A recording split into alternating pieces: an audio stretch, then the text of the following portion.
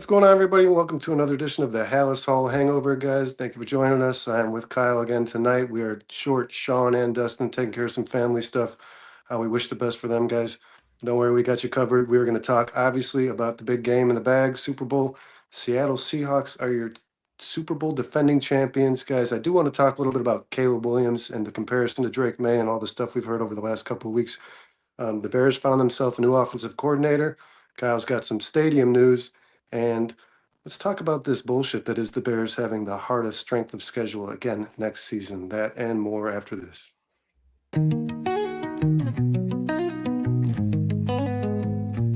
Windy City banners rocking 4 stars align. Dynasty dreams rise, Bulls in their prime. Cubs curse shattered, the victory divine. Fields be running, clock ticking on my timeline.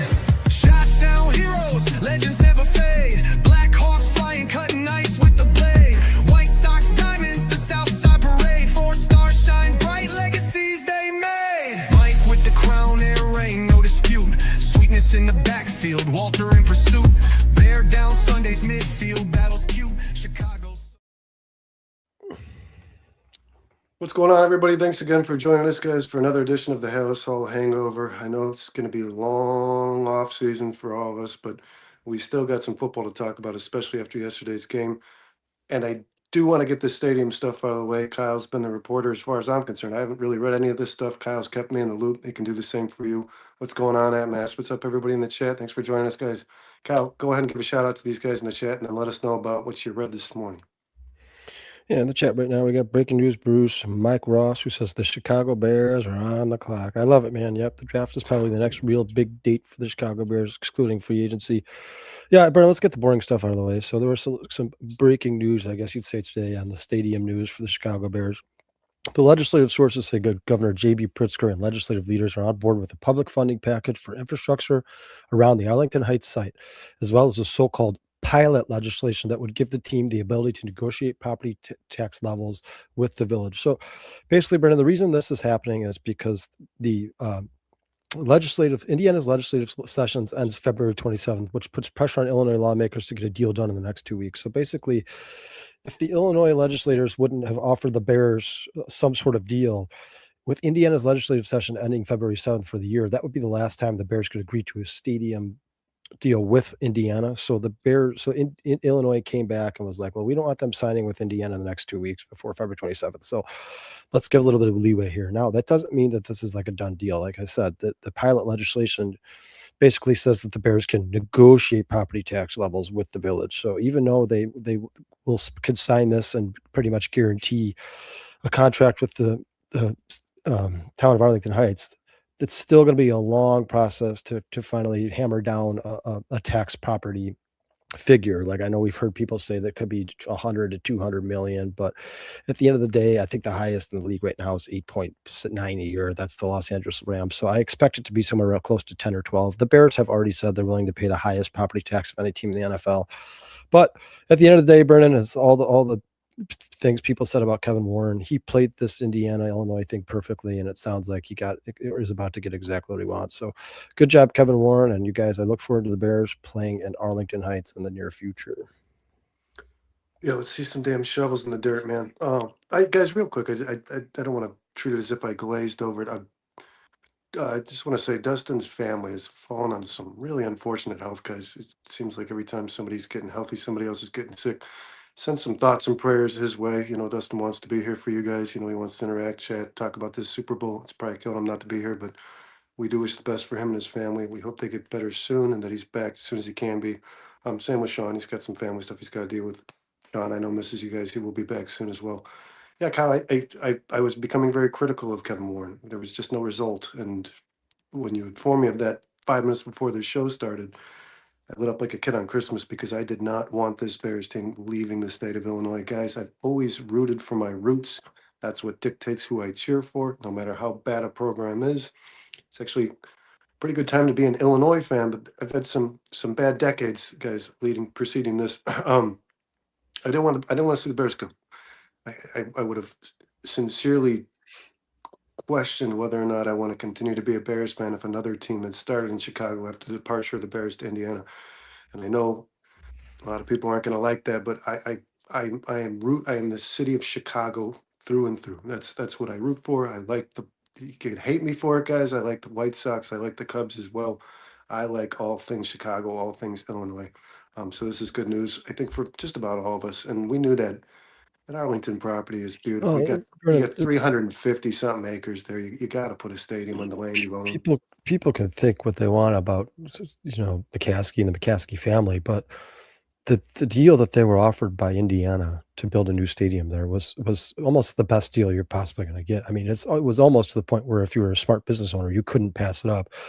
And George McCaskey is willing to pay a ton more in property taxes to keep this team in Illinois and take a loss. So obviously, keeping this team in Illinois means a lot to him and the McCaskey family. So kudos to him. And I mean, Brennan, if they go to Arlington Heights, they can own their own stadium. The possibilities are endless. I'm sure there's a ton of stuff they have to work out, what they want to do there, what they're going to do there. But at the end of the day, keeping this team in Illinois was important to the McCaskey family.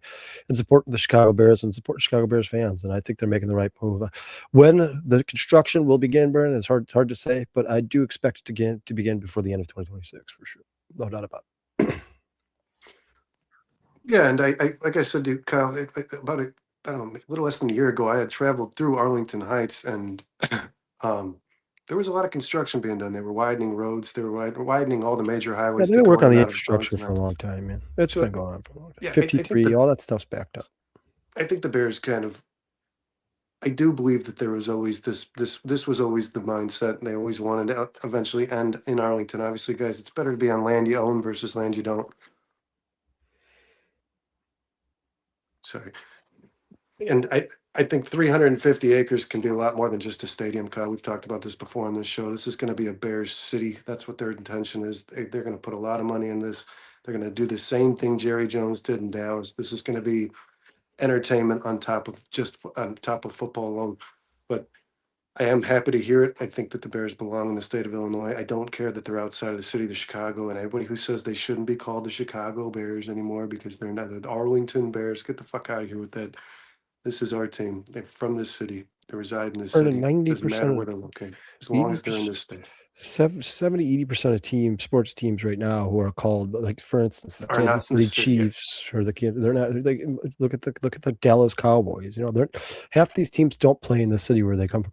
Listen, at the end of the day, populations are growing all across the United States of America. The cities are becoming more congested. It's getting tougher to get in and out of these cities, not to mention it's tougher to find parking. So eventually this is ultimately going to be the end goal. All these teams are going to try to get out of the cities so they can create their own infrastructure and make it much easier, make the stadium much more accessible.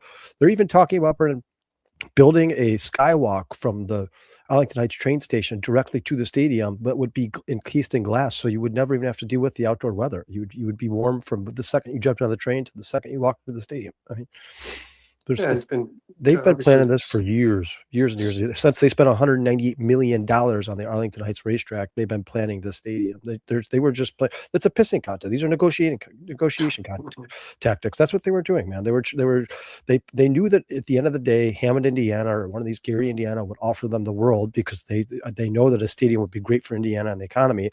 And they knew when they did that, Illinois legislators such as J.B. Pritzker, who's just lies through his teeth constantly. Once again, in his presser today, lied again about this whole stadium thing. He knew that eventually they'd bow down and give the Bears whatever they wanted. He just had to make them believe there was somebody else out there willing to take the Chicago Bears on and pay for their stadium. The Bears are willing to pay for their stadium in totality, but they will pay for every single dollar of the construction of the stadium. They just don't want to pay for the infrastructure, and they want a property tax number that's set in stone. They don't want this where Illinois can change it to add $50 million next year in property tax. They want something set in stone, or at least a contract for 8, 10, 12 years. That's all they want. They're asking for the same things that every other team in sports asks for when they build a stadium. The Bears are not being, they're actually, a lot of teams do burn and get state funding for the stadium. The Bears don't want that. They will build the stadium with the investors they have and the McCaskey family money. They don't want any help from the government at all when it comes to building the actual stadium itself. They just want what every other team gets. Infrastructure. You build the roads. You guys take care of the highways. You take care of everything else. We'll take care of the stadium. Every team in sports gets that. Illinois is just a bunch of assholes. All of our politicians are just a bunch of crooks and assholes. That's the only reason this hasn't started already. That's it. It's that simple. Yeah, while we're on those lines, like you stated, Kyle, the city of Chicago is that sporting events are family events, man. You want to take your kids to a Bears game, This is not a safe place anymore. The city of Brennan, you know what Chicago. JB Pritzker said today? He said, the only reason we haven't gotten the ball rolling here is because we're really concerned about the bottom dollar of the He is the ball taxpayers. that rolls. The bottom dollar of the taxpayers. Pritzker, you've raised the taxes more in your 7, 8 years here than any governor or mayor in the history of Illinois. What are you talking? You don't give a shit about taxpayers. You don't give a shit about any of that. You give a shit about money going in your pocket. That's what you give a shit about. That's all he cares about. He's never cared about the taxpayers. The taxes in Illinois continue to go up, skyrocket. He even he's one of the 7 state governors in the last year who has announced that he's still going to make bartenders and servers to pay for taxes on tips. Only 7 states, all blue. Don't tell me you give a shit about taxpayers, because you don't. You don't. That's a lie. I don't believe he cares too much about safety. And that's another problem I think the Bears had with residing in the city of Chicago. On top of the fact that they were on 7, guys, I had to Google this to believe it. 7 acres. The oldest franchise in the sport is on the smallest lot in the entire league, which I Well, also Brennan, the find to be possibilities are a laughing matter. they're talking about maybe getting the AAA Cubs team there so they can bring revenue in all year long. They're talking about maybe they've Final talked about, 4 there's games, been murmurs of Super roller Bowl. coasters. There's obviously going to be a ton of apparel stores there. There's going to be a ton of restaurants and bars there. I mean, it's going to be a mecca. It's going to be the Chicago Bears mecca, and And they're it's going to all going to host have the the Super same Bowl. theme. All going to have everything. It's going to be aesthetically pleasing. Everything's going to look beautiful. I mean, the Bears have earned it. They're the franchise organization of the NFL. They're the charter franchise of the NFL. They started the NFL. They deserve this. The Bears should be playing at one of the best cities, and they're in the city of Chicago, one of the biggest city, the second city of the United States of America, the second big city of the United States. They should be playing in one of the nicest stadiums in all of the NFL. One of the There's largest no markets. reason. This is going to benefit the NFL, no doubt about it. Let's not get twisted. The NFL Well, and wanted Brendan, Roger Goodell wanted this because they won a Super Bowl in Chicago. This is a big deal for just the NFL, not just the Chicago Bears. Kyle, I think we beat that to death. How would you feel? We good on the stadium stuff? Because yeah, real quick, this has nothing to do with our stadium, but speaking of stadiums, Brendan, did you know that there's some I sort did of not. tax? There's some sort of tax in California. It's a working tax. And when NFL players play in this San Francisco, the city of San Francisco, or wherever they play the Super Bowl, whether as long as it's in California, they have to pay a certain amount of money a day to be there, to work in that state. So it cost Sam Darnold like $350,000 to play in the state of California this year. So I have a strong feeling, Brendan, that the NFLPA is going to push for the Super Bowls to no longer be played in the state of California, whether it be the Rams Stadium, which obviously the Charger Stadium, or the 49ers. It's a They are shithole. not going to want to play there anymore. It's absolutely ridiculous. That means that all the players on the team, it costs them money because you get charged each day you're there. They were there for what? Because they play in the Rams division, so they had to go there this year before the Seattle game, before the Super Bowl, and then they had to go there for the Super Bowl for what, 8 days. So it actually cost them money to play the Super Bowl in San Francisco, which is absolutely embarrassing. It's ridiculous. It's actually Santa Clara. It's not San Francisco, but either way, the whole state Well, has then a there should be the Santa working Clara. tax. It's just embarrassing.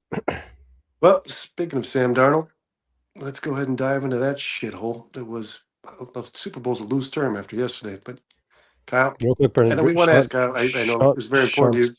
Sean says, Ricketts has laid the plan out on the north side, and the Bears will follow. Yeah, I think the Bears see how the Ricketts are just raking in money in Wrigleyville over there. Dante, thank you so much, brother. We Dante, appreciate it. appreciate you, brother. He says, when are we doing mock drafts? We will be doing that Oh, they'll after start we, soon. after They'll we break start down all soon. the players in the draft. If you guys watched the Barely There podcast this past Wednesday, we did defensive tackles. This week we got defensive ends coming up. We're going to go through most of the positions in the draft. Why'd you start there? Mock. Yeah. Hmm. Yeah, bad news, man. I mean, don't get me wrong. There's talent there, but no world savers. There's no world beaters at defensive tackle in this draft. I promise you that, especially not when you're picking at 25. All right, Brendan, on to the next thing. Yeah, let's talk about that game I'll refer to as the Super Bowl. Ass, complete ass. But it's a Super Bowl that nobody wanted, Kyle. Let's guys throw it in the chat. How'd you feel about that game, and how'd you feel about it leading up to it, and how'd you feel about the result? I thought it was a bad football. I mean, I wasn't entertained. I'll be honest. I truthfully believe that if Bo Nix wasn't injured in that AFC, um, previous to the AFC title game, I think that the Broncos would have been in this game, and I think this would have been a much better game. And I'm not hating on the Patriots. I'm not hating on Drake May or Mike Vrabel. I just feel like the Broncos had more continuity than the Patriots did, and they would have probably made a better game of it. And I do think that Bo Nix was starting to kind of light fire at the end of that season as well. I do think Sean Payton with that Broncos team will eventually end up in the Super Bowl. Let's talk about the two shit teams that were in there. I'm happy to see Sam Darnold win one. I know, Kyle, you're not his biggest fan. I am happy. The guy's a journeyman. He's been tossed around the league. I thought he I was a really don't good player in dislike him. college. He's got an arm. I don't dislike him. I like You Sam fucking Darnold. hate him. No, I'm I just just kidding. don't. I just didn't think he was as good as he is. And Brennan, I was wrong. I mean, you were here for the prediction show. I think I picked Seattle to go 7-11 this year, whatever, 7-10, whatever. They're I they're better called than Mike they're McDonald an better than I average thought. coach before the They're season better than I thought. started. Seattle's a damn Like I good just football team, and you know Hey, what's let's good? talk. Let's talk about Minnesota, man. Let's talk about Minnesota. Just fired Adolfo Mensa. They just fired their GM, the guy who was willing to let Sam Darnold walk, who just won a Super Bowl. Guys, good quarterbacks are not disposable. These guys are owed the money they're owed. They get the contracts they do because they are worth it. If you had brought him back, you would have had a much better season than you did. JJ McCarthy obviously probably isn't the answer moving forward, but it doesn't matter anymore because you lost the piece that was 14 wins in a season with Minnesota. This guy just won a Super Bowl. It says a lot about the organization, and I don't know if it's just a stubbornness of Kevin O'Connell to think whoever it is I got, I'll make good. It's not the case, guys. There's 32 of these guys in the league. Those are the 32 best players, quarterbacks in the world. And when you got a good one, you don't let them go. Uh, Kyle, let's start with obviously the most glaringly obvious thing about this game was the defenses were much better than the offenses, and the Patriots' cakewalk schedule caught up to them. Right? Well, I mean, first of all, Minnesota has numerous things to be upset about. I mean, remember the Minnesota Miracle where Stephon Diggs scored that touchdown against I think it was New Orleans, right, to take to their first run of the playoffs. That Case Keenum at quarterback, and they have Sam Darnold playing for the other team. So some stars that left Minnesota playing in the Super Bowl. It's got to be heartbreaking for Minnesota Vikings Yeah, fans. maybe But they'll yeah, get Kirk Cousins back. yeah, I mean, what I consider Seattle to be kind of like a well-oiled machine, man. They just are very fundamentally sound. They do all the little things right. Their technique, their footwork, everything. These guys are trained they're taught very well. They're coached very well. The Patriots to me were just a year behind. I think the reason the Patriots got to where they were is because exactly what you said, Brendan. Go look at their schedule this past season. Look at the quarterbacks they played. I mean, they were outside of the Buffalo Bills twice. They really didn't play anybody. They didn't. And then, like you said, Brendan, when they get to the AFC Championship game, Bo Nix breaks his ankle in the previous week, so they don't have to play Bo Nix. And they end up winning the game 10-7, which was one of the ugliest AFC Yeah, Championship Jared games I've ever Stidham's seen in my entire. I complete mean, and just total shit. oh, dude, just absolute I feel so garbage much better. I game. just feel side note. I feel so much better about Tyson Bagent, man, because like to have a guy as your backup quarterback that cannot even manage a fucking game or run an offense with Sean Payton as your head coach, it says a lot about this the neglect these teams show their back to the backup quarterback position. I've always thought Ryan Poles didn't pay enough attention to it, and I was wrong because the answer's probably been here the entire time. Um, Kyle, the continuity, right? The continuity. I mean, they said during that game that I think 33 players on the New England Patriots roster, correct me if I'm wrong, guys, I think it was 33 out of 53 players on the starting roster were not a member of this team last year. And when I saw that stat, it was early in the game. This was still, I think it was 6-0. It was still very much a football game. I just thought, yeesh, that is not going to pay Yeah, dividends. Dante Purify says here the Texans game was bad. Also, Stroud shaking my damn head. Yeah, you know what, you guys, for how Crowd's there was, ass. for the fact that there was no like head and shoulders above everybody else team, like there was no Patch Mahomes Chiefs, there was no Tom Brady Patriots. We thought these playoffs were going to be absolutely amazing, and excluding the games that didn't involve the Chicago Bears, these playoffs were not absolutely amazing. They were actually pretty disappointing. I mean, the AFC playoffs were very sloppy. A lot of bad quarterback play. I mean, Vernon, look at Drake May. This guy played in a Super Bowl. He just played a Super Bowl. Look at his stats in the playoffs. Just the playoffs. It's not the Super Bowl, but the Drake May in the playoffs this year, guys. 21 sacks taken, 7 fumbles, 3 of them lost, and 4 interceptions I to didn't leave it a 6 body to what bag. I think 8 touchdowns he had. So I mean, he ultimately had basically the same amount of touchdowns as the takeaways. This Patriots team just had a free ride to the Super Bowl, and at the end of the day, they finally faced what was one of the best defenses in football and one of the best all-around teams in football. Because I know that the Seahawks don't blow anybody's mind on offense, but they're very fundamentally sound. They rarely make mistakes. They're one of the lowest penalized teams in the NFL. They don't turn the ball over a ton, excluding Sam Darnold's interceptions, in which he did not do in the playoffs at all. He became basically a totally different Sam Darnold than he was in the regular season. And the Patriots couldn't match up with them. That Seahawks defense is just too aggressive. They play everything so tight knit. It's almost impossible to find space on them. And Bernard, what's scary about the Seahawks is You have Sam Darnold on one of the team friendliest quarterback contracts in the NFL. So they're going to add to this defense. They're going to make this team better in the offseason. Seattle has plenty of room to grow, and they're not going anywhere, man. That defense is going to be legit for a long time. And you got guys like Nick Imawari, who I believe is already a top 5 safety in football. He's only going to get better. He's only going to get better. And the more comfortable Sam Darnold gets with his playmakers, you got Cooper Kupp signed to a 3-year deal. He's going to be there. They're going to build some continuity.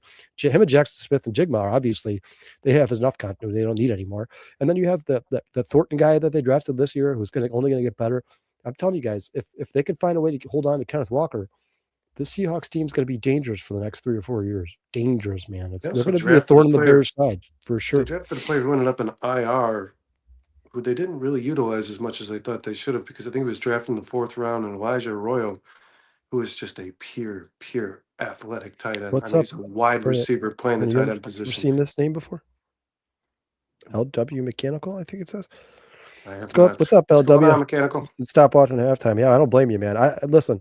I did watch a majority of the game. I don't know about you, Brennan, but I did zone in and out. I was checking my phone for stuff. Hold on. I did not watch every single play. I'll be the first to admit it. Nothing about that game was intriguing to me. If I hadn't placed small bets on it, I don't know if I would have watched it all. I had to create. All right. Thanks, Mechanical. We appreciate you, man. I had to create my own rooting interest, Brennan. I had to put money on this game to keep me occupied, to keep me interested. I had to drink extensive amounts of alcohol to keep me occupied in this game. I did not want these two teams played each other, guys, 6 years ago or whatever it was. The Marshawn was the bad call at the goal line. You don't want to see these two teams play each other in the same decade in the Super Bowl, guys. Obviously, if your team's not in there, the one thing you're rooting for is just somebody different, right? And these two teams have both had dynasties in the last 2 decades as well. So outside of the Chiefs, these are the winningest organizations in football. It's the entire same shit. Dynasty, but they've been a damn good team for a long time. I think they won 2 and went to 3, right? I don't remember what it was. I think they won 1 out of 2. I think they only won 1 with you. Talking about the Legion of Boom, I think they only won 1. If you're outside of Seattle, if you're outside of New England, which is again bullshit that New England just claims basically 13 states in this country, but if you're outside of those 2 regions, guys, you don't care for either one of these teams. And I will say this is not a biased opinion as a Bears fan. Is Caleb Williams not, like, if he's in a Super Bowl, how much more exciting is this game? Even if you're not a Bears fan, if you have no dog in the fight, you just want to watch that guy play fucking football, right? Well, I'll tell you this, Bern. There's one thing that a lot of these Super Bowls and playoffs have been proving, man, is, Bernard, Sam Darnold and Drake May just played each other in a Super Bowl. Josh Allen has yet to win a Super Bowl. Lamar Jackson has yet to win a Super Bowl. Joe Burrow has yet to win a Super Bowl. I mean, defense wins championships. And people who think that the NFL has changed and defensive does not win championships, you're wrong. I mean, the proof is in the pudding. Some of the best franchise quarterbacks in the NFL have not made it through Super Bowl or won one. Obviously, Joe Burrow made it there but didn't win. And the Super Bowl this year was the 2 best defenses in the NFL. That's what it was. It was the number 1 defense. I stopped watching before it started. That's if you're a huge fan of defense and safeties and defensive ends and sacks and interceptions and forced fumbles, then you probably love the Super Bowl. But in today's day and age, I think more people are looking for more yards and points and fireworks, and this just wasn't it. And I think we all knew that going into it. And Brennan, for once, usually Vegas finds a way to skew the lines so that they make money. Vegas came out and said the Seahawks are going to win. Sort of the whole entire world, excluding Patriots fans. And that's exactly what happened. I mean, they dominated that game from start to finish. The only reason the Patriots scored 13 points is because the Seahawks went to prevent defense at the end of the game there. The Patriots should have scored 7. They gave them a streaker had more yards than the Patriots offense. that's a it was real bad, fact. man. It was bad. They looked young. They looked young. They looked scared. They looked like they weren't comfortable. Drake May was not comfortable. He was forcing the ball. I mean, Brennan, even before he threw that pick into I don't know where that ball was going. Maybe you do. I don't know. I watched that 3 times. Like, I have no idea where that ball was going. Remember two plays before that, he threw a Hail Mary, a prayer ball that thank God Mac Hollins got his hand on and knocked down. But Drake May just got to the point where he was like, I'm just going to throw it downfield and whatever happens. Hope for a penalty. Ball. Yeah, Brennan, at the end of the day, you know what really won the Super Bowl? And it's something we talk about on this podcast all the time, and it's something that we NFL fans talk about all the time. It's true every single year. It continues to be true. Brennan, guess what? The Patriots ran the ball 18 times. The Seattle Seahawks ran the ball 32 times. The Patriots, I think, ran the ball for, I think it was a total of, do you remember the rushing yards they had, Brennan? It was No, abysmal. no, It I was don't like retain a single it was like statistic from that. 40, it was like 68 or something like that. Kenneth Walker had 27 carries for 135 yards. That's 5 yards a Well, carry and two receptions for 26 yards. Kenneth I mean, Walker's I knew postseason.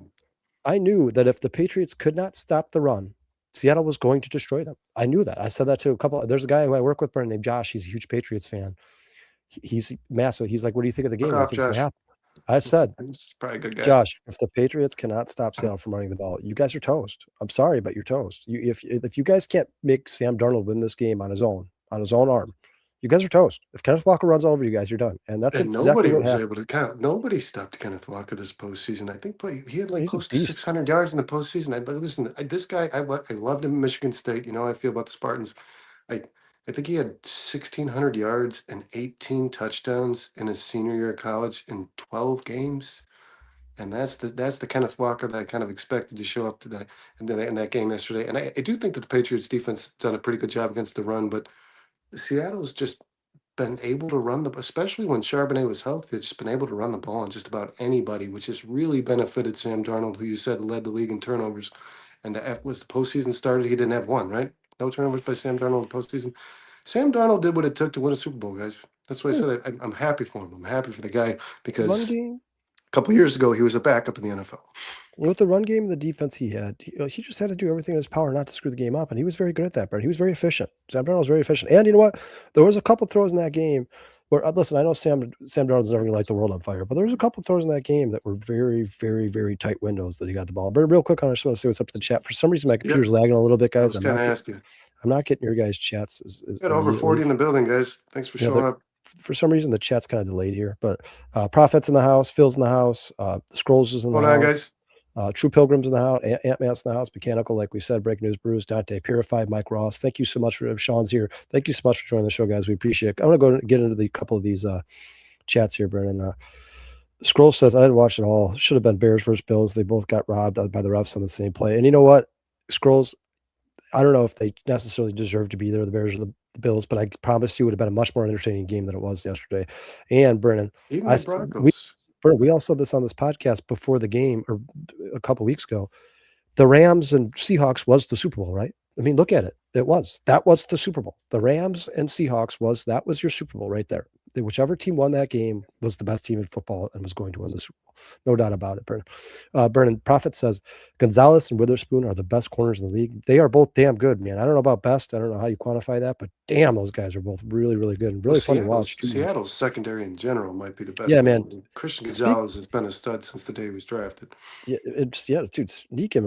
Keep your eyes on Nick Emmenwari, guys, because there's a good chance that guy is vying for Defensive Player of the Year in the next couple of years, man. He's absolutely amazing. And I know he was banged up in that game. Miles Garrett is getting 30 sacks. He had a low ankle sprain in that game, man. But Brennan, if you watch the playoffs in totality, that guy was absolutely amazing the entire playoffs. John S. is in the house. He says, "What's up, guys?" Kudos to Dustin for that guy. Dustin called him the best safety in the draft, even when a lot of people like Malachi Starks more. And I think definitely proved that he is that indeed. I think he's a better version of Brian Branch, Brennan. He's huge and he's fast. He could basically play any position on the field you want him to, outside of maybe defensive end and defensive tackle. Any other position it's like field. A Mack truck. He could play defense. He could play nickel. He could play corner. He could play safety. He could play whatever the hell you want him to. That guy's an absolute athletic freak. And then Brennan Paul Martin's in the house. He says, "What I've respected from afar about the Seahawks is that for decades they've been able to be competitive or champs without having good homegrown first-round QBs. That's a well-run organization." I couldn't agree with you more, man. Paul, I think the Seahawks are one of the best organizations in all the NFL. And on top of that, I know people don't like to believe it. And I don't like to give the Seahawks fans too much credit, but that is a tough place to play. And obviously the Super Bowl is in Santa Clara, but the reason that the Seahawks got there was because of the regular season record. Going up into Seattle and trying to win a game with that crowd is one of the toughest things to do all in the NFL. So props to the Seahawks, man. I knew they were going to win that game. I think most of us did. They deserve it. They were one of the best teams in the NFL all season. They were in a very tough division. They still found a way into the playoffs. They got their first round bye. Good for them, man. I'm happy for the Seahawks. I'm happy this season's over because outside of the excitement from the Chicago Bears, I wasn't really excited about many of the teams in the playoffs, man. The only team I would like to have seen to win if it wasn't the Bears was the Rams, and obviously the Seahawks knocked them out. So I'm glad that Super Bowl's over, man. I that was one of the. I mean, I've seen Jets Browns games. Jets Browns games that were We more exciting. endured it. I've seen Jets Browns games more exciting. Hey, Brendan, you know what's crazy about it is if you look at the numbers outside of turnovers and rushing yards, it was a very even game. Time possession was very close. First downs very close. The Patriots actually had more passing yards than Seattle. The penalties I think were 3-4. I mean, if you look at the teams, they were both two well coached, disciplined teams. It's just that the Patriots weren't ready for that defense in no way, shape, or form. And Was Drake. continuity, like I Hey, said, Brennan, the who's your Seattle's continuity stood out to and you me. get That was the difference. excluding Ramondre Stevenson, who I believe is just a guy, and Drake May and Travion Henderson, because I think Travion Henderson has a very bright future. But if you look at the Patriots offensive roster, I'm not you're like, man, Stephon Diggs, Kyle Williams, to Mario Travion Henderson. Douglas, Hunter Henry in his 11th year, like these guys made it to the Super Bowl. Like, testament to Mike Vrabel, man. Testament to Mike Vrabel and Josh McDaniels, because I think that team didn't deserve to be in the Super Bowl, and it's just well coaching and discipline that got them there. And I really do. a cakewalk of the schedule. Yeah, for sure. You're not wrong. But I mean, all you can Mike do is play Vrabel the schedule they put in front of you, deserves right? all the credit because, like I said, 33 players on that roster were not on that team last year. That's a big deal. But if those guys play any harder of a schedule, they don't win that division. They don't end up in the Super Bowl. I think the Bills obviously win that division. Oh, Kyle, while we're on the subject of this Patriots offense and what they're lacking, I do want to talk about, and I wish I could post laughing emojis while we do this show because the sarcasm, I couldn't really lay it on any thicker than I have. But Bears fans are a little behind the eight ball. Okay, a little slow, guys. I made a post last night while Drake May was turning the ball over, or fumbling while getting fucked in the face. I said, "This the Bears clearly drafted the wrong guy," and I had all these Bears fans jump down my throat. But like I followed it with like a bunch of laughing emojis, and all these Bears fans jumped down my throat like. I don't know how you see it that way. Caleb Williams is much better. It was fucking sarcasm, guys. It was sarcasm. And Kyle, I think it's time to talk about that comparison because it was a popular sentiment from even Bears fans that we had drafted the wrong player because Drake May was in the Super Bowl. And obviously, it takes a team to get there, guys. And Caleb Williams is electric, but there is a very, very, very big drop off for me. Okay, and I'm not trying to be biased. For me, in regards to talent between the two players, I think Caleb Williams is not just my quarterback, but I think he is a more talented arm, especially in the NFL. He's the best arm thrower in the NFL. And once Drake May, and I thought Dustin made a good point. Drake May needed to move. Drake May needed his legs a little more than he depended on yesterday. But once things fall out of structure, I just don't see the same talent there. I mean, what do you think about that, Kyle? This guy is not the same player as Caleb when things don't work the way they're supposed to. Caleb can improvise, he can respond. I mean, Drake May is not the same guy. Bernard, I don't know where you want me to start. I got a lot. I did. You texted me this morning that you wanted to discuss Caleb Williams for Drake May in their first 2 years in the NFL, particularly this season. And I did a deep dive. Man, I got a lot of stuff All right, on this start from the top. conversation. All right. I mean, so first I kind of dug into like their play style, right? Caleb Williams, and I wrote this is all my own. This is from reading different draft profiles and then reading their statistics over the last few seasons. Talked about what their peers about the NFL thought about him. Play style or structure, I think Caleb Williams is more of an improviser, right? Like I think we all can agree on that. He thrives when the play breaks down. He's comfortable turning like chaos or into explosiveness. He's way better at off script throws. He can throw from weird arm angles. He's like that. He's exactly what they said he was coming out of college. He's that backyard football guy. I mean, Caleb looks like when you watch Caleb Williams, it looks like he enjoys playing football. Like he's having fun out there. Drake May to me seems more like that structure kind of guy. He seems more like that Tom Brady. I think he can run, but he prefers to play from the pocket. He uses timing, rhythm, and progression to be a good quarterback. He follows the structure that Josh McDaniels gives him. He will scramble to throw, but he's not like a freelancer, man, right? Like he's not a guy who you're going to see run around in the pocket for 10 seconds to get up. He's just going to see if he can run out of the pocket, extend the play a little bit, and it'll throw it. For structure, Vernon, my bottom line is Caleb kind of caters the offense to his strengths, right? May fits into the office that Josh McDaniels structures for him. That for me, that's like for structure. That's the two players. I think Caleb is way better at improvising, and Drake May is probably a little bit, not a lot better, but a little bit better in the pocket and following the structure, following with telling him what his coach is, what he's supposed to be doing. I think Drake May is probably a little bit better because listen, I love Caleb Williams, guys. He's amazing and he's fun to watch, but he will get you in some more trouble than Drake May. He's going to get you a couple more sacks than Drake May is going to get you, and he's probably going to throw a couple more interceptions when it's all said and done. I think by the time of the end of their career, I think Caleb's interceptions will go up a little bit because he does put the ball in harm's way He's more than been Drake. pretty historic in regards to interceptions early in Sure, his Brennan, career. but look at The best Drake. that ever played through 30 games. But look at Drake May's completion percentage. I mean, the guy he does not put the ball in harm's way. He's almost 75% completion percentage. So that means he is basically putting the ball the only place he feels like the offensive player can get it. How many interceptions did Drake May have this season, Brennan? 6? 4? I don't know Drake May's stats, dude. I mean, somebody in the chat helped me out. I mean, it was very low, Brennan. Very little. It was less than Caleb. It was less than Caleb. As good as Caleb is at taking care of the ball, you can't take anything away. And Brennan, Drake May is not. People are after the Super Bowl. Like, yeah, you guys, he had a bad Super Bowl. He actually had terrible playoffs, but he's not a bad player. I still think that Drake May is going to be Drake May is a great one of the best two quarterbacks. I want to talk about this guy because Dante, I like Jaden Daniels, but let's face it, man. At 6'5", 200 pounds, that guy's going to deal with injuries for the rest of his career. There's no question about it. It's just statistically, it's a fact, man.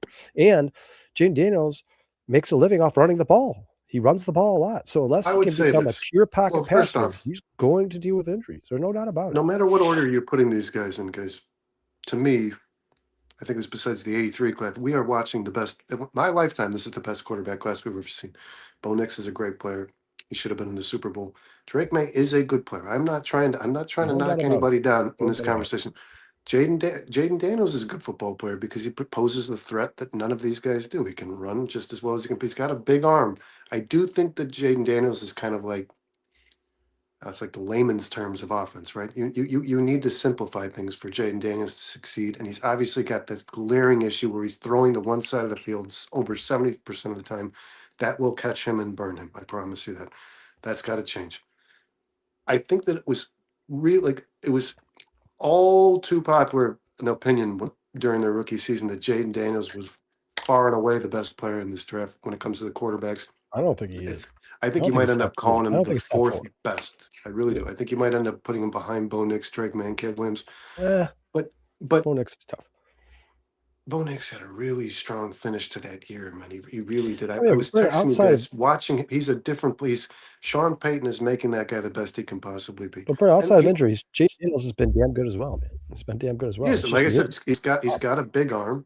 He's got a big arm, and he poses, like I said, those guys that you just, when third and fourth down comes and they have just as much ability to tuck the ball and run as they do pass. Jaden Daniels is what Justin Fields was what people were hoping could have been.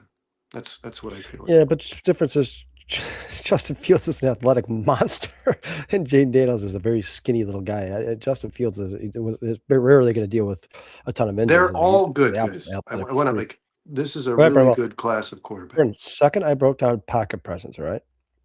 So Caleb's obviously going to hold the ball a little bit longer than Drake May. Always, he trusts himself to escape pressure, and he trusts himself to pass up some of the boring passes or what the defense gives him to hunt for the big plays. We know that.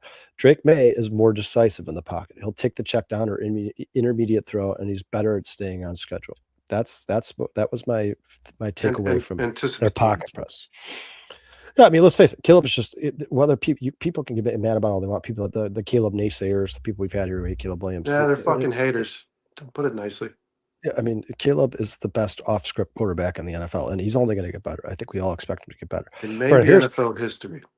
Here's the big difference for Caleb: arm talent. This is where I think Caleb sets himself a little bit from Drake May. Caleb Williams' arm talent. His arm talent is elite. It's one of the best in the NFL. He can make any throw. He can also make when I was young. He can also make any throw accurately from any platform. We've seen him throw the ball when he was completely off kilter, or even with 2 feet in the air, and still put the ball exactly where he wants it. He has outstanding deep ball touch while on the move. May is more the prototypical NFL arm, right? He's more like Tom Brady. He's a stronger thrower when he has a set base and he's not on the move. He has excellent velocity between the numbers, and he's very accurate from within the pocket, right? Do you disagree with any of that? Do you agree with all that? Oh, yeah, I think he's a platform thrower. Caleb's an arm thrower. Yeah. Then I went to like athleticism. So what they do when they're outside of the pocket, when they're running the ball. Williams is elusive. He's better in space, and he's a big dude who could run you over. But he generally chooses not to. Caleb will usually slide or will run out of bounds if he's being if His he's being Madden, chased down. his elusiveness rating in Madden is going to be through the fucking roof when that I, is Bert, released. I think he's the only quarterback to have a run over 21 miles per hour this season, and he did it 4 times. He's the only one that I think he's the only quarterback that ran over 21 miles per hour, and he did it 4 times this season. Drake May's running style is more, he's like a big physical runner. He's more like that Josh Allen kind of guy. He's willing to lower his Kind shoulder of and run sloppy. through you. And he's better with straight line speed than like trying to juke you or spin out of something or run around. Like he's more to He's me. a better slider. I'll give him that. He runs more like Josh Allen, and Caleb Williams runs more like, I guess you'd say, Lamar Jackson, like a poor man's Lamar Jackson. Like Caleb, you have to. He's not just big, strong, tough. He run you over. He can run around you too, man. Caleb's very elusive. You got to be careful with Caleb. Hold on real quick. All these chats just loaded. Here's Dante. He says, "Yep, wingspans are Sorry, probably guys. tech." Something's going on with the chat. Talking about they're talking about Will Campbell. Yeah, he had a terrible day yesterday, guys. Terrible. And Sean on this podcast talked numerous times about how he didn't like Will Campbell because he thought he'd be better suited as guard than a tackle because of his short arms. And Thanks, True Program. I think he allowed 26 pressures in the playoffs. Will Campbell. That's bad. Yeah, and Sean had pointed bad. he had astronomically, but he was, I think, setting records for bad numbers because. Yeah, James is saying Caleb's the best quarterback in this class. Prophet is saying he's every bit as fast as Jaden Daniels, 100%. Agree, James. Phillips actually one of the fastest players in the NFL, guys. I know sometimes when he runs, it looks clumsy, so I think people don't believe it. But if you guys, it's statistical. You can't hide it. You can't lie about it. If you go look at the amount of runs of quarterbacks over 21 miles per hour, I think Caleb's the only one who did it, and he did it 4 times. Did it 4 times. It doesn't look like he's running fast when he runs, but he does. Well, and Kyle, it's important.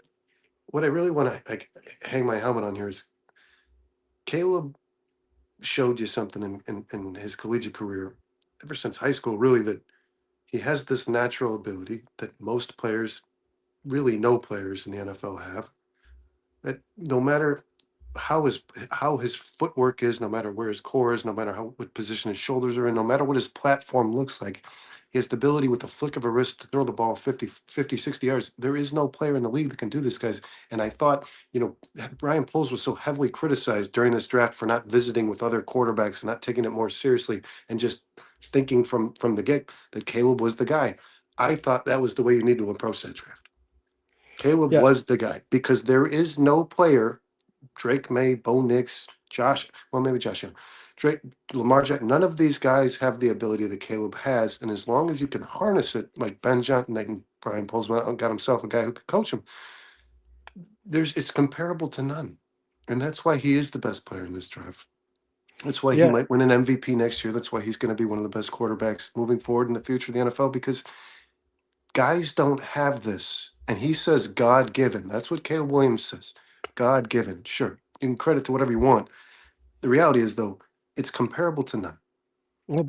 And you could see this when you watched this kid play at Oklahoma. You could see it when you watched him play at USC. Brian Poles knew it.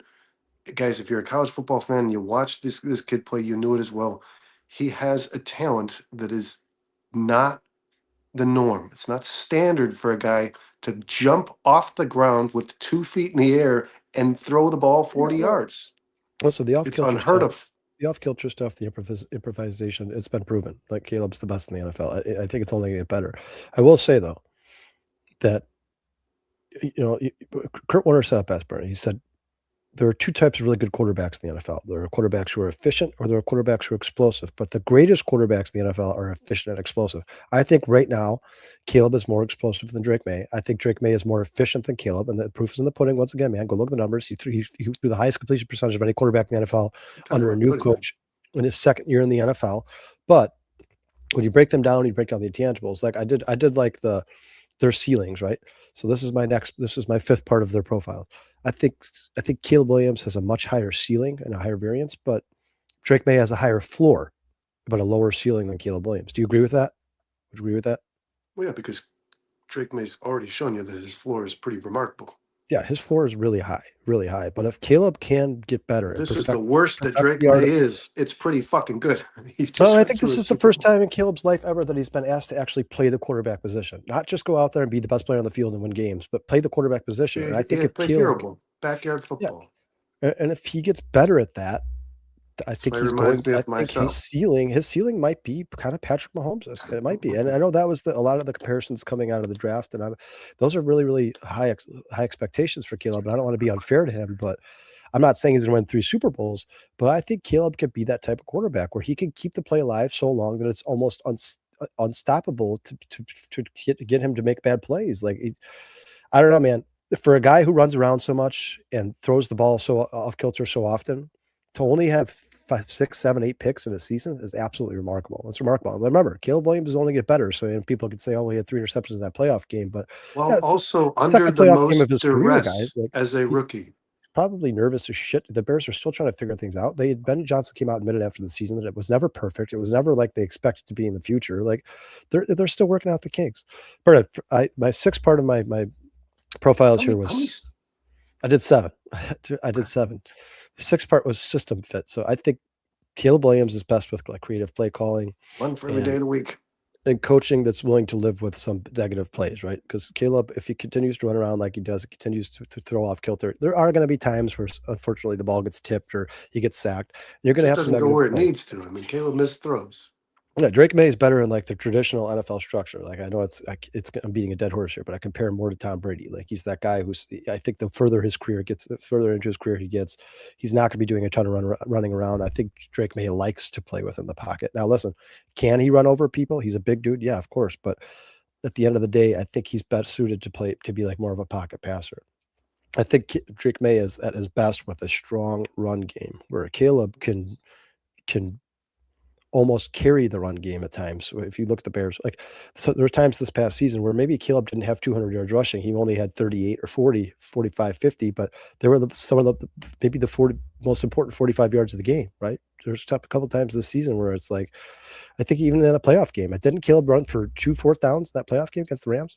Almost positive he did, right? Yes, he ran for throughout the entire playoffs, even against the Packers. He ran for Yeah, first and then downs on plays that looked dead in the water.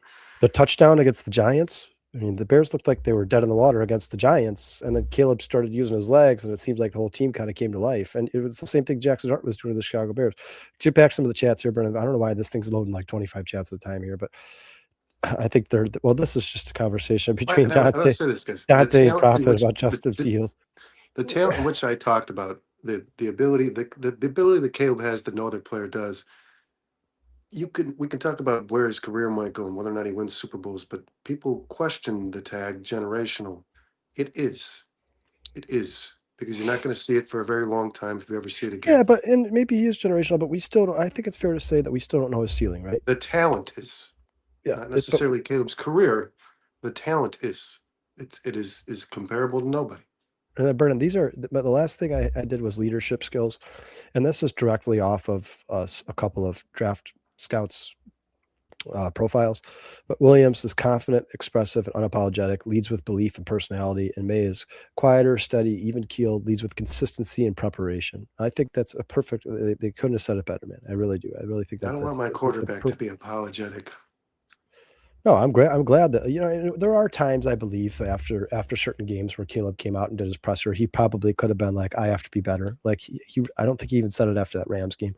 You can't throw 3 interceptions in the playoffs. You're not going, especially against good teams. You're not going to win many games. But I'm okay with it, man. I don't think he has to come out and be like, "It was me. It was my fault. It was all me. I did everything wrong." He doesn't need to do that. He doesn't need to do that. I mean, but at times he does. There's times where he does, and there's times where he doesn't. Like I said, after that playoff game, you expected him to mention the 3 interceptions at some point in his presser. He didn't, but that's okay. It's okay if he's not unapologetic. He believes in himself.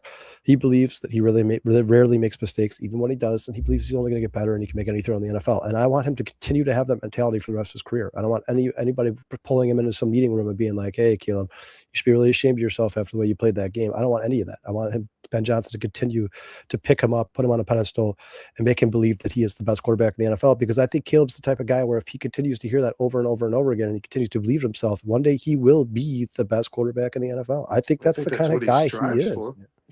Yeah, and I think think he could Caleb do it. wants to be the best, and that's not a selfish thing. It's a confident thing. I think he knows that if he is, Super Bowls will follow. And I don't want Caleb's mentality to change at all from who he's been since he was at Oklahoma. He's better than the guy in front of him, and he's going to take your job, and he's going to win. Like that's Caleb has this charisma, this charm that I think you see in players like Tom Brady and Peyton Manning. Command too, yelling at guys on the sideline instead of standing there with his hands in his pads. Caleb has been more than just a good player. He's been a leader of this football team. And if I were to tell you guys 10 years from now, those who don't watch football, the guy who set the record for the most pass attempts as a rookie without an interception was also the most sacked rookie in NFL history, you would tell me I'm on some bullshit. That is generational. It is. Yeah, The he's numbers just don't lie. listen. The keyword for generational is generation, right? You got to give Caleb 6, 8, 10 years before you ultimately consider like your final evaluation. Caleb has only scratched the surface of what he's going to do in the NFL. We saw it in the chat here. Somebody said, "I'm proud of Caleb for what he did in his first year under head coach Ben Johnson." Yeah, it's only going to get better. I mean, the more continuity these two guys get together, the more the Bears add to the defense, the Bears add to the they go get a left tackle, the more comfortable they make him, the more the game slows down for Caleb, the more I think he's going to be willing to take the boring passes, right? The dump offs, take what the defense gives you, and he'll become more efficient because of that. Now, listen, I agree with Dustin. Dustin has said this many times on the show.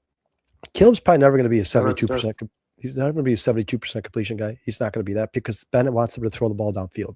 That's what he wants. And let's face it, the further down the field you throw the ball, the less the completion percentage, because those passes are much tougher to make than dumping the ball off to a running back 6 yards away from you. It's just much tougher to do. So I don't believe that Caleb's ever going to throw for 70% completion percentage. I think if you get him at 66, 67, 68, you're talking about he is now the best quarterback in the NFL. When you add that to the explosiveness and you see what he does, that arm, just the pure arm talent, what he can do when he's throwing off kilter. The improvisation. Yeah, just backyard football stuff. If you never want Caleb to lose the backyard football mentality. You don't ever want to take that away from Caleb Williams because I think that's what makes him special. But you also want Caleb to get more comfortable within the structure of the offense and inside the pocket. Start to look at the checkdowns. Start to go through your progressions twice once the game slows down for you a little bit. I mean, right now Caleb's got so much to learn in terms of terminology, cadence, audibles, so much to learn what to do at the line of scrimmage before the ball's even snapped, that I think he had to spend so much time focusing on that stuff that kind of took away from what to do in live action when the play breaks down. Sometimes your best bet is just giving it to DeAndre Swift and see if he can make a play. Give it to Luther Bird and see if he can make a play. Give it to Colston Love and see if he can make a play. Even if it's 2, 3, 4-yard pass. Maybe Colston gets tackled right immediately as soon as he passes to him and it's a 3-yard pass. Well, now it's 2nd and 7 instead of 2nd and 2nd and 10. Those are the things. Those are the areas where I expect Caleb to get better as the seasons go on. As the marriage between him and Ben What he Johnson did over the strong. course of last year. Yeah, I thought his anticipatory throws got better as the season went on. I thought his ability to avoid sacks got better as the season. I thought if you look like, because everybody talks about Caleb's progression from the day that Ben Johnson was hired, and it doesn't make sense. There's no reason to do that. You want to look at Caleb's body of work from the day he was drafted till now, and he is a much better player than he was as a rookie, Kyle. Right? I mean, remember week one of his rookie season? I don't know if he completed like 7 tag. It was bad. I mean, like I think the moment was too big for him. And I don't think you're going to see that Caleb anymore coming up, especially in the first game of the season, because I thought he played kind of poorly in the first game of this year as well. I think he's finally in his zone. He's comfortable. And Ben Johnson will see to it that he only becomes more so. Well, look at the statistics, Brian, right? He threw for more yards. He ran for about the same amount of yards. He ran for 3 touchdowns this year. He had 0 last year. He threw for more touchdowns this year. The interception numbers are pretty much the same. I think he had 2 more this year than he did last year, 1 more this year than last year. Not a big deal. That's going to happen. Sometimes that's just the way the ball bounces. Like if you get a tip to the line of scrimmage, it bounces into the hand of the defender. Sometimes it's going to be 7 interceptions. Sometimes it's going to be 9. Sometimes it's going to be 6. Sometimes it's going to be 11. That's going to happen. That's as long as you're staying under that 12 mark. Digits. As long as you're single digit, or even that 11, 12 mark, if you're staying underneath that, you're going to be in pretty good shape. I expect Caleb to grow exponentially over the next 2 seasons under Ben Johnson. I think the Bears are going to perfect this roster to the best of their ability. Now, listen, there's no perfect roster in the NFL. Even the Seahawks have holes. They have places there's areas in the field they can address. And real quick, Brian, I want to address this comment. I think Jay Harbaugh is the special teams coach for the Seahawks, correct? That's the first time I've ever heard of Jay Harbaugh. Special teams unit played their asses off. I think there's another one next year's openings. Why the hell fucking Jays? It's not just on the Jim J. coaching, man. If I'm not mistaken, Sean sent me a text this morning. Yeah, Prophet says yes. Sean sent me a text this morning. The Seahawks actually spent the most amount of money of any team in the NFL on their play special teams, I believe. I'm almost positive that was the stat that Sean sent me. So it's not just coaching; it's taking your special teams unit seriously and putting considerable amount of money into it, and finding the best players you can. I think some teams kind of like, well, let's accumulate as much defense and offensive talent as we possibly can. And some of these guys could probably play on special teams, whereas the Seahawks, I feel like they went out of their way to find guys who excel on special teams and guys in the draft who made special team splash plays in college. They brought them to their team. And I'm not gonna lie, man. The Seahawks just are all three phases are just damn good football team. That's what it is. And it's good coaching all across the board. And then Prophet says here, Prophet, we've talked about this many times on the show. Case Keenum had a lot more to do with Caleb's ascension than he's getting credit for. Yeah, we all have said that Case Keenum was really, really important to the development of Caleb Williams, and we were happy he was in the building. I didn't ever want Case Keenum necessarily to be playing in a football game. And I think was pretty. you need to I see what harped on you this a got. lot during his rookie year. He didn't have this person. The Bears during his rookie season did not provide that guy to Caleb, and I thought it was important. Tyson Bagent Yeah, but is Felix Jones didn't return punts. Tyson Bagent's a good football player. If his numbers called, I think that he'll do a good job, especially under Ben Johnson. I don't believe that he provides the wisdom, the knowledge. He hasn't played in multiple offensive schemes. Caleb Williams is more of a veteran quarterback than Tyson Bagent is. Regardless of when they were drafted, how long they've been in the league, you need that guy, and it doesn't have to be Case Keenum, guys. There's a bunch of these guys. There's a bunch of these guys who exist in this league because of the knowledge they possess that necessarily are probably never going to play, and that's Oh, okay. there it is, Brennan. There it is. Sean, thank you so much, man. Sean says the Seahawks spent more money on their special teams than any other team in the NFL at $9.325 million in salary. It's still a low mark too. No, I mean for a unit in the NFL, but not for special teams because that's the highest in the NFL. The Bears probably are spending what, 4.5. I mean, I don't know how much is Cairo Santos getting. He's up there in terms of NFL kickers. He's up there, but I mean, the Seahawks just set the record for the most field goals in the Super Bowl, so obviously they're doing all right. Yeah, and what an excitement that was. Myers is good, man. All right, Brendan, do you want to anything else you want to say about Drake Maye and Caleb Williams before we move on? Or you? Yeah, Caleb Williams is the shit. But yeah, let's move on. The Bears did find themselves, guys, an offensive coordinator. Ben Johnson promoted an individual from his staff internally. And if you watched four-star Chicago sports, you already knew that was going to happen. We've said it many times. Press Taylor, Kyle, is the new offensive coordinator of the Chicago Bears. I believe that he'll still hold the position, passing game coordinator. I do like the internal hires, as what we talked about last week, how as opposed to externally hiring somebody or even humoring those interviews before you went through your staff, the guys that you had in house. How do you feel about the hire, Kyle? I think me and you kind of anticipated this. Sean did as well. Do you think that this is what's best for the Bears moving forward? I do, Brendan. I do, because if Ben Johnson trusts him to be on this coaching staff last year, then there's no reason to show that you don't trust him anymore. I mean, the Bears had a damn good season. I think they exceeded expectations, and Press Taylor was a part of that. And I think he deserves, like you said, Brendan, he certainly deserves the interview before anybody outside of the building. Real quick, Brendan, I'm going to break down Press Taylor just a little bit here. It's going to be kind of boring, but he is now the offensive coordinator for the Chicago Bears. He was born on January 13th, 1988, age 38, the same year as Brennan and I were born, in Norman, Oklahoma. Don't say that, man. Jesus Christ. He went to Norman High School. He went to college at Butler for a year and Marshall for a year. He was a quarterback there, but I believe, Brennan, I looked it up. I couldn't find any statistics. I think he was a backup. I don't think he ever actually did play at the University of Marshall. His name is Press. He is obviously the brother of the coach of the Bengals. His career history, he was at Tulsa. Yep, he was at Tulsa from 2011 to 2012 as a graduate assistant. He was then hired by the Philadelphia Eagles from 2013 to 2015 as an offensive quality control coach. He was given a promotion by the Eagles from 2016 to 2017 as the assistant quarterback coach. Then was given another promotion by the Eagles in 2018 to 2019 as the quarterbacks coach. He then in 2020 became the quarterbacks coach and passing game coordinator. He was then let go by the Eagles and went to the Indianapolis Colts because become a senior offensive assistant. The Jacksonville Jaguars hired him in 2022 to be their offensive coordinator. He was there from 2022 to 2024. He was calling plays for the Jacksonville Jaguars offense. And Trevor Lawrence did improve under Press Taylor, by the way. Actually, well, their offense in totality actually kind of took a nosedive under Press Taylor, but I'm going to get into that in a second. He was obviously the passing game coordinator for the Chicago Bears last year and is now into 2026 going to be the Bears offensive coordinator. The accolades for Press Taylor: he won a Super Bowl with the Philadelphia Eagles, Super Bowl 52, as part of their coaching staff in the 2017 season. At that time, he was on the Eagles staff as an assistant quarterbacks coach, offensive quality control coach, and he did some work with the running backs as well. The Eagles, I don't know if you remember, Brandon, but the Eagles defeated the Patriots in that Super Bowl. I do. Overall, if you look at the league perceptions, these are people like his peers talking about him.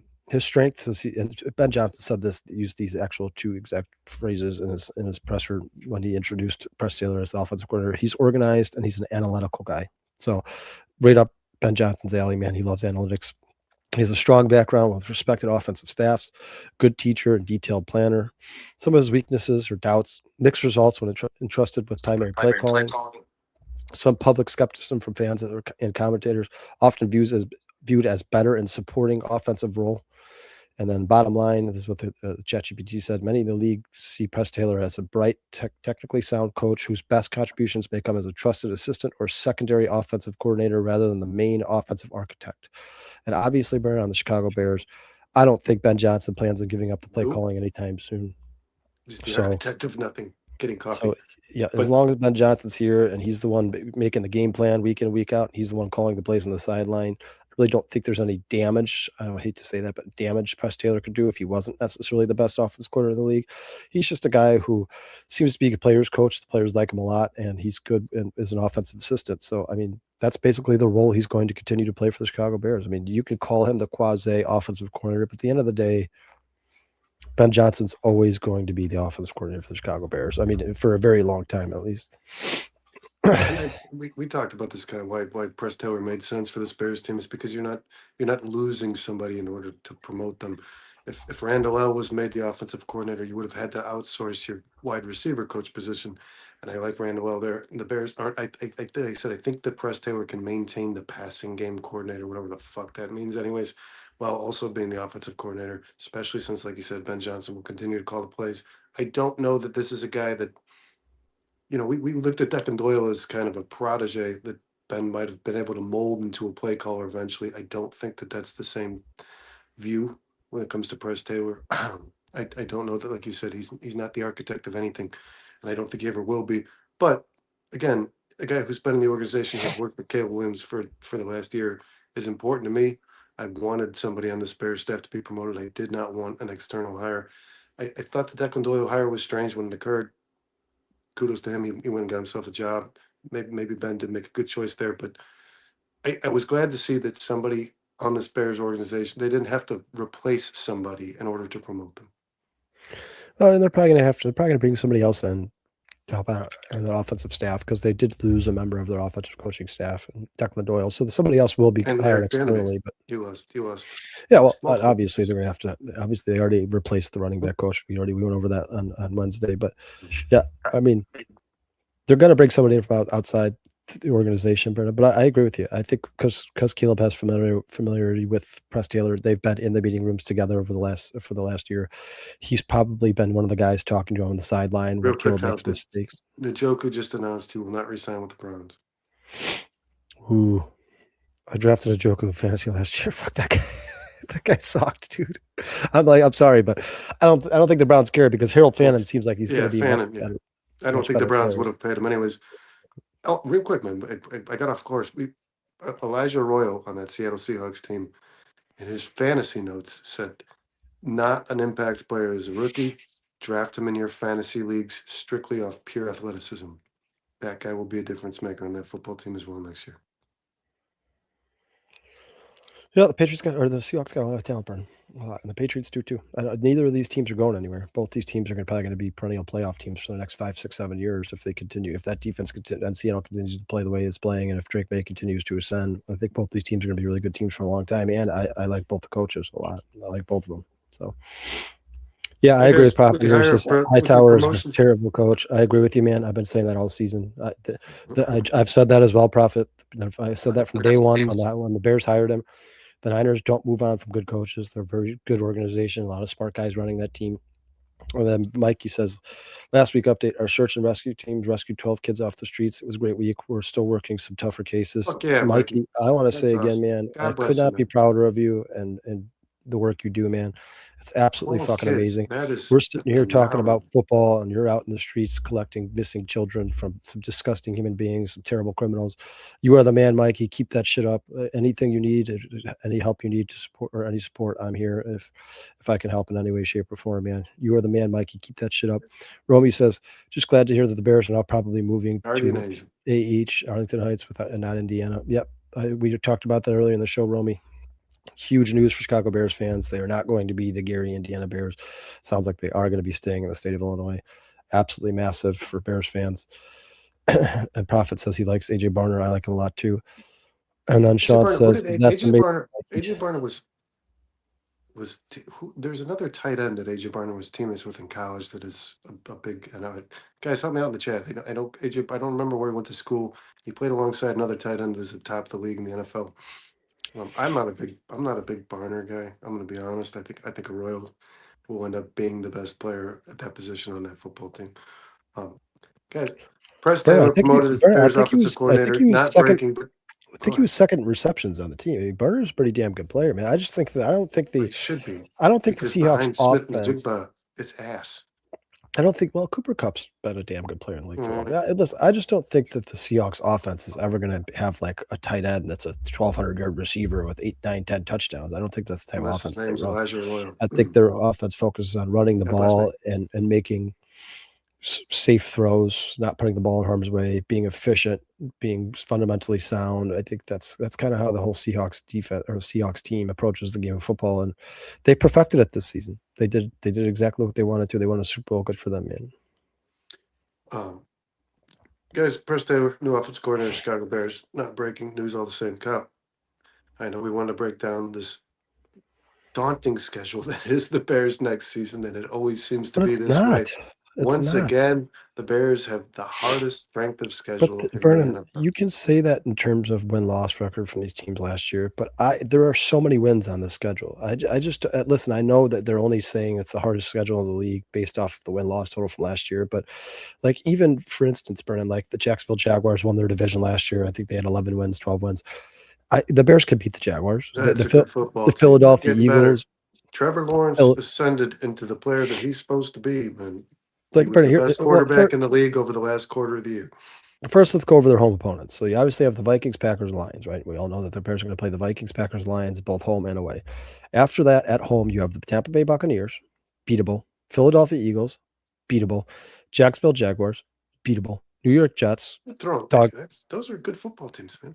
Sure, but they're not like scary. They're not like, oh man, we have to play the I Tampa think Bay the Eagles Buccaneers will next year. get back to Mark where they that up were. as a loss. I think the Eagles are going to fall apart. I think AJ Brown's on his way out. I think that team's only going to get worse from here, man.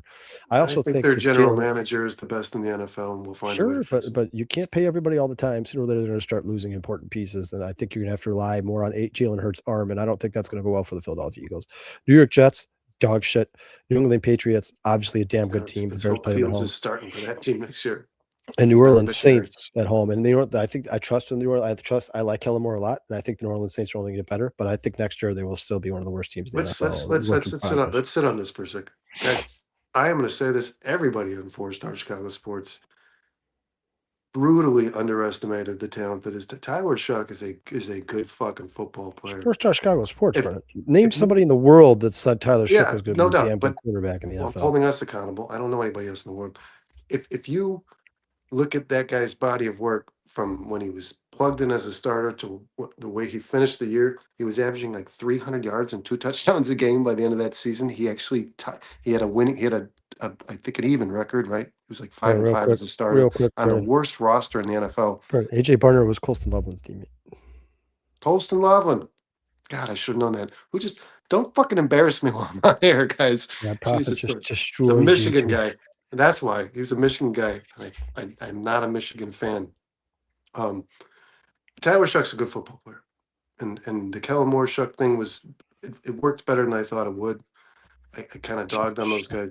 I think he's going to be a pretty good player in this league, considering he was thrown into a situation on a shitty team, and he managed to finish, I think, 500 as a starter. I think that gets better moving forward. I think Shuck showed that he can play in the NFL and at a high level. He really did. He played really good football towards the end of the year statistically. He was statistically sound football player. I think the Bears are a much better team than the Saints, given where they are in their rebuilds. I think the Bears will definitely beat that Saints team next year. I agree. It's an opponent that you should look at as a victory. But Kyle, continue with the teams that we play next season. Yeah, so those are the teams we played home. Sean says there's graphic in here, Sean. I'm sorry, I'm not finding it, man. Those are the teams we played home. I think, like I Graphic said, for Brandon, what? for the away and home teams, it's just a picture that has them listed out. Like I said, Brandon, I still think the Vikings, Packers, and Lions, outside of maybe the Patriots, are the three toughest teams we're gonna have to play at home.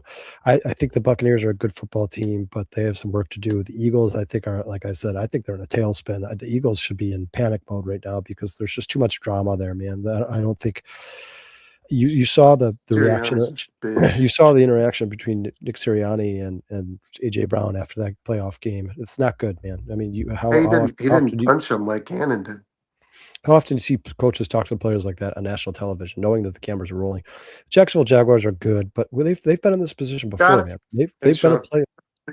They've been a playoff team before, and the next year they sucked. Like, this is not, it's not Who's that? new. The Jaguars. They were a playoff team in one of his first seasons. That Jaguars team's getting Third better. season. Yeah, but we say that every year. We say that every year. Liam Cohen is a good. Why is nobody takes this Jaguars? Listen, they had a quarterback that was also labeled as generational. Obviously, he hasn't lived up to that expectation. Liam Cohen is one of the best. We all these coaches, these offensive guys, we refer to as quarterback whisperers, the guys who can get the best out of a quarterback. Liam Cohen is the best coach in the NFL to improve a running game on a football team. He took the Buccaneers in one season from 32nd in the league, dead last, to 8th. He made that Jacksonville Jaguars running back, the backfield, relevant. Etienne finally looked like the player he was drafted to be in the first round. This guy works miracles when it comes to getting the run game established on an offense, and that's important. Kyle, you said it yourself. Probably won the Seattle Seahawks a Super Bowl. I think that there's a lot of talent on that team, on that offense. Travis Hunter will be back, guys, and he is a phenomenal fucking football player. Do not get it twisted. The injury has not changed the outcome of that guy's career. He's going to be a difference maker. Yep. I think the Jacksonville Jaguars will be competing for an AFC title next season. I don't think they're winning in Chicago. What remains to be seen. Prophet Sean talked about Jackson Dart a lot before the draft. He said he was going to be the best quarterback in the draft, and I still don't think the jury's out because I think Cam Ward looked a lot better towards the end of the season. But yeah, Jackson Dart looked really good. He looked really damn good, and I was really worried that if he fell to the Packers, they might take a chance at him, considering they only had enough faith in Jordan Love to sign him to a one-year contract early. But yeah, I think Jackson Dart's probably going to end up being one of the best players in that draft at the end of the day, and he certainly should have gone before the 20s. Sean was definitely all over Dart.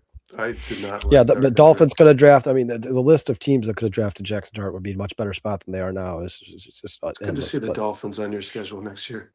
Yeah, and then we'll go into our road teams here, Brennan. Lions, Packers, and Vikings. Obviously, those games are always tough. Tigers, Bears, these teams know each other so well. They always fight to the bitter end. Doesn't matter how good what the records are when these teams meet each other. They're always going to beat the living shit out of each other physically. Those are always tough games to play. But then you got the Falcons. Packers. Then you got the Falcons. They're going to have a brand new coach. I don't know how I feel about Michael Penix. He hasn't been able to stay healthy. Even when he has been healthy, he's been inconsistent. I'm not a believer in Bryce Young. I think he sucks. I think if the Panthers really want a realistic chance of winning a Super Bowl, they're going to have to replace their quarterback at some point. Seahawks are trash. It's an easy the Seahawks are a damn good team, and playing them on the road sucks. That really sucks. And it would really suck if the Bears have to open the season Thursday night in Seattle.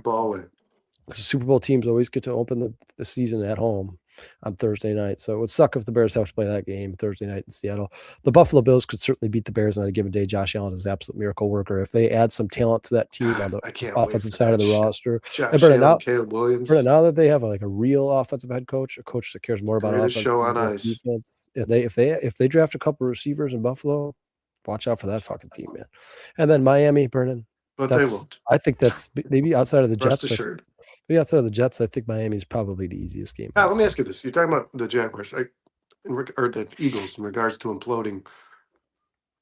Was this not like historically the worst offseason the team's ever had so far? And we're like a week into it. I mean, like the Bills are doing all kinds of things that say to me, They are trajected fucking downward. Yeah, but it doesn't matter because they have Josh Their Allen. hires and coach have been terrible. Jalen Hurts ain't Josh Allen, man. No, Jalen but Hurts has Josh never Allen been like a also is. 34 yard, But we 100-yard are seeing, passer. Kyle, the result of Josh Allen can't fucking save a franchise, and that's what they That's keep Brandon, banking on. did you That's hear what this me? team wants. That's Did what you they hear me expect. introduce that game on the schedule? If they go into this offseason with now an offensive head coach and add a bunch of talent around Josh Allen, which I And believe an they're going, unproven head coach. they already have one of the best offensive lines in football. I think that and they have James Cook, a guy who now has 16 touchdowns and 14 touchdowns. So you like the Brady promotion? I don't necessarily love the Brady promotion, but I don't think it can get much worse. I mean, Doug McDermott, he's been the coach there for how long, Brendan? He just continues to neglect adding playmakers to this team. Doug McDermott was Sean McDermott. Sorry, Sean McDermott. He continues to ignore the wide receiver position, tight end position. I like Dalton Kincaid, but he's not special. He's not like Colston Loveland or Tyler Warren or Travis Kelce. He's not one of those guys. I don't think he's ass. I think he's a damn good player. I think he's just a guy. Did they fire Bean? No. I don't know, man. As long as Josh Allen is playing in Buffalo, unless he goes somewhere else, as long as Josh Allen is playing in Buffalo, I think the Bills are a perennial Super Bowl contender. I think that's they're the always mentality that the Buffalo Bills have had since they've drafted Josh. As long as Josh Allen then do something to help him out. What they've been in they're it's going criminal, to, dude. Brendan, how many years have they missed the playoffs with Josh Allen? None. Exactly. And eventually, Josh Allen. Why would you pick them to suck this year? Spades. They need to help. No, but you said earlier you were like, I think they're on a downward trajectory. They should have 3 Super Bowls. I think the Bills are a damn good football team, and they're only going to get better because they started to show signs of life on defense last year. They have one of the best offensive lines in football. They have an absolute amazing quarterback, phenomenal quarterback. I mean, this team, the Bills to me are only get better. The Bills are a team that I'm extremely worried about playing on that schedule. They're probably the second best team on the schedule outside of the New England Patriots. The only reason I would like to see Josh Allen get himself to a Super Bowl. They won the division. The Bills are helping him do that. That's, and I think that general manager sucks. That's what I think. I think he sucks. And I think Josh Allen should have a couple rings on his fingers already. You guys remember last year going into the season 2025 with Ben Johnson and Caleb Williams, everybody said the Bears are the toughest schedule in the NFL. Well, you just never know how it's going to shake out, right? You never know. Like we didn't expect the Vikings mentioning that LSU team. Joe Burrow. You didn't expect the Vikings to suck, and the Bears very well could have won both those games. How many teams did we play? We ended up playing backup quarterbacks, or they were missing their best player. Like how many? No Malik Neighbors, no Camp Scatterbo. Like you never know what's going to happen inside the NFL season. Every team has to deal with injuries. Obviously, the Bears are going to deal with their own. But people always come out and say the Bears have the toughest schedule. I don't think you know what the toughest schedule of the NFL is until you play all 17 games. Real quick. Look back on it and see who you actually had to play. Because we played Tyler Huntley, we played no Malik Neighbors, no Camp Scatterbo. How many? We played JJ McCarthy in his first start ever. Hold on, let me address this. First start. Prophet says Brady orchestrated the greatest offense in college history. He coached some of the best players in the NFL. Brady will be fine. Brady will be fine. Brady was the coach of the offense last year. It's not on offense this team loses. They don't help their quarterback. They don't play defense. They had a defensive head coach for the last 5-6 years who couldn't orchestrate shit. This team needs help. They need to get better on the defensive side of the football. Joe Brady can run the best offense in the league. It won't change the fact that the Bills fall short. That's if you're a Bills fan. They allow 30 points a game when they get to the playoffs. If you're a Bills fan looking at your schedule, could you not say the same about the Bears? By the way, it's the LSU team with Joe Burrow, Jamar Chase. Couldn't you say about the Bears? Justin Jefferson. He had some tools on that team. If you're a Bills fan and you're like, oh, we got the Bears on our schedule next season, you could be like, well, their defense sucks dick. They're not good. So we got that to look forward to, right? Every team needs to work on their holes in the offseason. The Bills are going to just as the Bears. Everybody's going to work on their weaknesses, their deficiencies. The Bills are going to address the same guy who hasn't fixed the holes on the Bills is still running the fucking team. As long as Bean is the general manager there, I don't think Josh Allen will win shit. Sometimes things, well, it remains to be seen, man. We'll have to wait till next year, but I think the Bills are going to be just fine. I think they're going to be a damn good football team that'll be in the playoffs again, for sure. No doubt about it. The Dolphins, a win. I don't know if we got to that. Dolphins are a win. That's a win. Yeah, and Paul says our division will be tough yet again. We don't have the luxury of playing the AFC East, NFC South, etc. Yeah, Paul, when I put that schedule up, the first thing I said is I still think that the 6 toughest games in our schedule are inside of our division, not only because they're all damn good teams, We all had winning records this past year, 2025. Unless But JJ McCarthy's they know the each other, quarterback. man. These teams know each other, and they hate each other, and they're always going to come to play and show up when they're playing their division rivals. We've seen it with the Lions beat us twice last year, guys. We won the division. The Lions beat us twice. The Vikings beat us once and almost beat us the second time if it wasn't for a last-second field goal and a damn good Devin Duvernay punt return. And the Packers took us to the wire in all 3 games. I mean, these division games are going to be the most exciting on the schedule for the Chicago Bears, and they're going to be the toughest. They're going to be the toughest. The only games outside of that really, really scare me are Seattle, Buffalo, in New England. I'm not afraid of Jacksonville. I'm not afraid of some of the other teams on that schedule that were pretty good last year. Tampa Bay. I'm not afraid of those teams. I think the Bears. It wouldn't surprise you. You would be. The Jacksonville Jaguars are capable of beating the Bears. I think the Bears are capable of beating Jacksonville Jaguars. I mean, it's any given Absolutely. Sunday. But I don't look at that as a win on our schedule. I look at that as a very tough game. I think it's a very tough game. Well, no, I don't think any game in the NFL is easy, right? There's very rarely easy NFL games. All these teams belong in the NFL for a reason. All these players belong in the NFL for a reason. But Burden, from a guy who's basically said that Caleb Williams is generational, he's going to be the best quarterback in the NFL. It's not about it's not Caleb Williams playing Trevor Lawrence. It's Caleb Williams playing the Jacksonville Jaguars. Caleb Williams playing the Philadelphia Eagles. Caleb Williams playing the Tampa Bay Buccaneers. If Caleb Williams gets any better at all and he starts to sneak into that best quarterback in the NFL conversation, then you expect the Bears to beat most of these teams, right? I mean, if you have a Patrick Mahomes on your team, then you just expect the Chicago Bears to beat most of these teams on the schedule. All I'm saying is, in terms of win-loss record, yes, this is the toughest schedule in the NFL. In terms of looking at these teams on paper and what they actually have to offer, what's on the field, like the Bryce Young-led Panthers who won the division last year, it doesn't scare me. Tampa Bay Buccaneers who just couldn't seem to get pulled their own head out of their ass last year and could get out of their own way, doesn't scare me.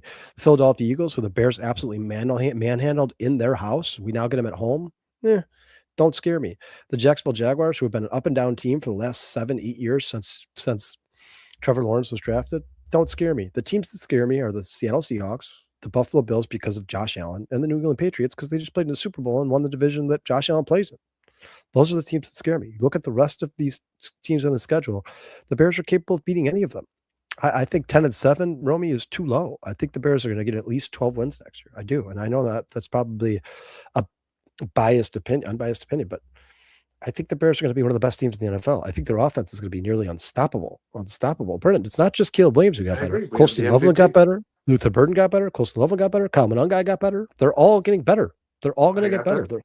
Their offensive line is going to play with each other next year with a whole entire season of continuity under their belt. The Bears are going to be a damn good offense, guys. They scored about 26 points per game this season. I expect 28, 29, 30. Because that was the fucking problem. Yeah, they have to address that in the offseason. And that remains to be. I can't speculate on what the Bears are going to do in the draft or free agency, but I guarantee you, Brennan, a lot of those assets, a lot of those resources are going to be allocated to the defensive side of the ball. And Dennis Allen will get this thing right eventually. Once he gets the guys he needs in here to run his system, his scheme, he's going to start to make this team look better for sure. No doubt about it. Will need to play 4 quarters. Dennis Allen always has. All you can do, Brennan, is look at the past and look at the trends. Look at the everything that's happened. Everywhere Dennis Allen has gone, he's taken his team from one of the shittiest defenses in the NFL to one of the best defenses in the NFL. So why would I think it'd be any different in Chicago? All I can do is base everything off of his past. I can't guess what he's going to do in the future. I can just look at the patterns from his career in the past, and Dennis Allen, everywhere he's gone, that defense has become a top 10 defensive unit in the NFL. I think he's going to do the same goddamn thing here in Chicago. And the Bears will have to stop depending on halftime adjustments and focus more on pregame adjustments. Brennan, Mikey says, got to play 4 quarters of football. Mikey says, unpopular opinion. Trade a 2026 first, a 2027 second, and JJ for Max Crosby, or 2 firsts and JJ for Myles Garrett. Well, it seems as if Ryan Poles is kind of, the sentiment is that we're not going to be giving up a whole lot of draft capital. That's kind of the way Ryan Poles leaned in his presser. It doesn't seem like the Bears are willing to part with first. But Brennan, for Mikey, real quick, I think we both agree that those aren't terrible trade ideas. Like I wouldn't be upset if the Bears gave away 2 firsts and Jalen Johnson for Myles Garrett. I wouldn't be upset because you're getting the best player in the NFL, right? Like it wouldn't crush. I love Jalen Johnson, but it wouldn't crush my soul to replace Jalen Johnson with Myles Garrett. I would be happy. That's a win for the Bears. But at the same time, what Brennan's saying is, I think the Bears are going to rely a lot on these draft picks because you have to have a bunch of guys on rookie deals when you give Caleb Williams $650 million, which is he's probably going to get. The more the Yeah, the more the salary cap goes up, the more you're going to start to see baseball He's contracts. going to get the biggest in the National contract in the Football history League. of the NFL. Yeah, he's probably going to be the highest paid quarterback in the NFL. And it's not even necessarily because he's the best quarterback in the NFL, because we don't know if that's going to be the case. But every year, they reset the market. It's going to be timing. Caleb's going to be the highest paid player in the NFL because he's going to get paid in 2028, 2029 when he's given his contract extension. He's going to be the most recently paid quarterback in the NFL. So by default, he's probably going to be the highest paid quarterback in the NFL. And right next to him, Brennan, maybe a little bit higher, maybe a little bit lower, is going to be Drake May and Bo Nix and Michael Penix. If they decide to extend those guys, that whole class, those 5 guys, 6 guys, if you include JJ McCarthy, I don't know if they plan on paying him or not, but those guys are going to be the highest paid quarterbacks in the NFL. And then don't be surprised at all if Jackson Dart or Cam Ward reset the market again and become the highest paid quarterback in the NFL. Wouldn't surprise me at all. Yeah, and I think Caleb will probably utilize the contracts those guys receive in order to determine how much he's going to ask for it. If I was Caleb, that's He what could I be would the do. first guy paid. You don't know. You never know. He could be the What? first one paid. Oh, he could be the first one extended to all the guys we God, just I talked. hope. God, I hope. Ryan Poles needs Well, to you get want to that do shit it. done. You want to do it before the 5th year option, because if you're negotiating the 5th year option and his Perfect. camp decides that he doesn't agree to an extension, then he's going to hit free agency. So you want to do it the 4th year of his contract, the final year of his rookie contract, I if will you don't fucking consider kidnap the him. 5th year option. Lock him to So a I radiator. expect That's a joke, guys. I'm not doing that. I expect Caleb to be paid not 2026 season, but the 2027 season, somewhere midway through the season. I think you'll see a massive extension for Caleb Williams. Yeah, Dante, you don't have to do that for Garrett. Yeah, you don't have to apologize, Dante. I think anybody, if anybody watched Myles Garrett last year and they're sorry about adding him to this team, for anybody on our team outside of Caleb Williams, Colston Loveland, and Luther Burden, our offensive line, I think you're insane. I think Myles Garrett makes you a much, much better Good football lineup team by than anybody himself. on our team. excluding. What's What's up, up, J2K? J2K? How you doing, man? What's going on, brother? Yeah, I don't know, Brennan. We kind of broke down everything we had planned for the show. You know, we went over the Super Bowl. We went over Caleb versus Drake May. We went over the Press Taylor promotion. We went over our 26 opponents.